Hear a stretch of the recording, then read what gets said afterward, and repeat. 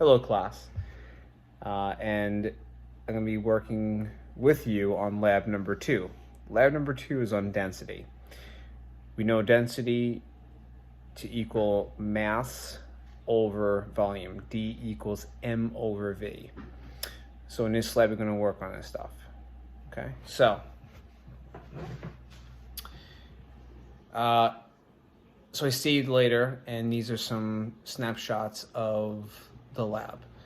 So in this first picture, I have the rock sitting on top of a triple beam balance, and that is the measurement that we have. That's the mass for this sample. All right, so please take a look at the sample, and that's the mass for it. All right, in picture number 2, would show the volume of water without the rock. So this is what we call the initial volume. All right, look at the interval in the graduated cylinder, what each line is worth. All right, so that's your initial volume. And here is the final volume with the rock in it, called water displacement. All right, please record the final volume. All right, so in this lab, we can use irregular volume to help us out with regular volume. For instance, if we get 5 mLs as the difference between the initial and final, then 5 mLs is equal to 5 centimeters cubed, right? Same thing, it's a 1-to-1 ratio between milliliters and centimeters cubed.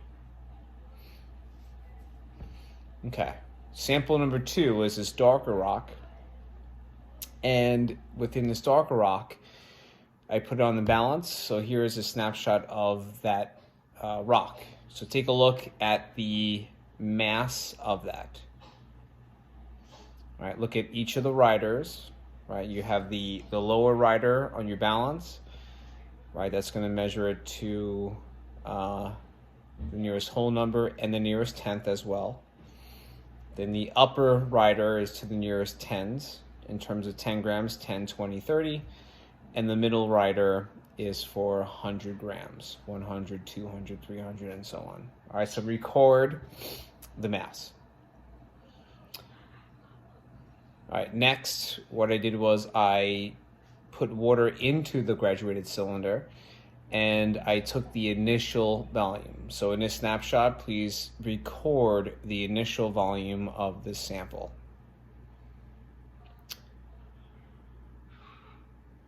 All right, then I took the sample, put it into the graduated cylinder, and now you're going to record the final volume. All right, please do that now. So just like the first sample, water displacement, you have a 1-to-1 ratio. So for every 1 ml of volume is equal to 1 centimeter cubed. Another example can be if it's 7 mLs, it would be 7 centimeters cubed. All right, so you're going to figure that out now in centimeters cubed. Very easy. And you could solve for density for sample number 2. Sample number 3, we're going to be working with a regular shaped object, in this case, a piece of wood. So take a look at the sample and please record the mass for sample number 3, wood block. Now, this wood block, of course, is bigger. It's heavier than the other 2 samples. So if you notice, the back rider has been moved. All right, middle rider has not been moved. Okay, from there, since this is a regular shape, I'm going to use volume for something that's a rectangular prism in this case.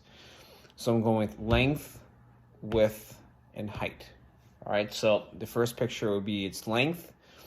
please record that to the nearest 1/10 of a centimeter. Next is its width.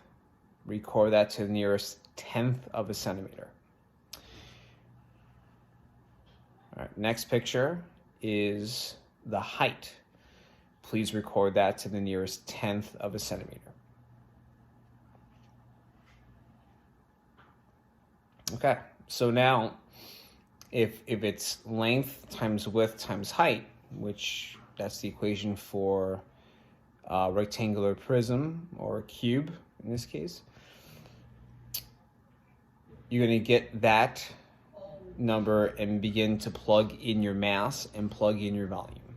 All right, please do that now for sample number 3, the wooden block.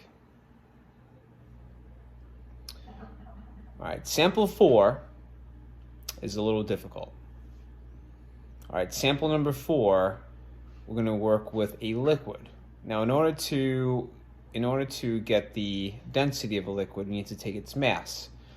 Now, we can't pour liquid onto a triple beam balance, otherwise it's just going to flow right off. So we need something to hold it, right? A container, and that container is a graduated cylinder. So what we do is we're going to take the mass, the initial mass of the cylinder with nothing in it. All right, so here's a picture of the mass that I recorded for a dry graduated cylinder. All right, so take a look at the mass, please, and record that value. All right, then I put oil into the container, and I put the container back on the balance and recorded that balance. I recorded that mass. So that's the final mass of that sample. All right, record that value. All right, now if we were looking for the mass of just the oil, we're going to take the final, right, the final mass minus your initial mass, so it stays as a positive number. Not the initial minus the final, right, but the final minus the initial. That's what we need. Next, right, so I poured a volume in there. Now we're just going to record the volume. So please record the volume for this sample.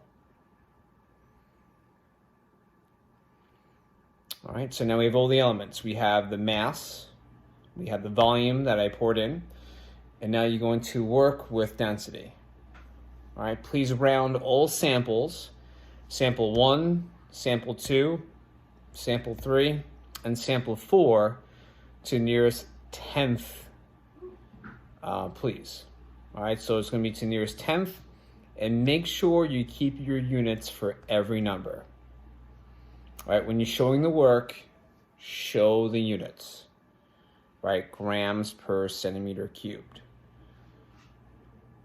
All right, thank you, and I'm signing off. All right, good luck on lab number 2. I'm sure you'll do fine.